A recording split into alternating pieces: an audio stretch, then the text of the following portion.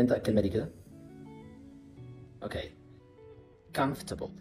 الكلمه دي مختلف نطقها ما بين ان انت شخص مبتدئ بتنطقها comfortable وان انت كشخص طورت لغتك، كشخص ان انت طورت النطق بتاعك.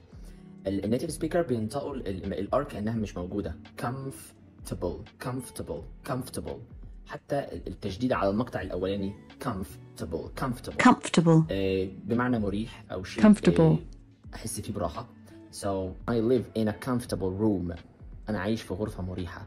المستوى المتقدم ممكن تستخدم كلمه، او النيتيف سبيكر ممكن يستخدموا كلمه comfortable بمعنى ان الشخص ده مرتاح ماديا.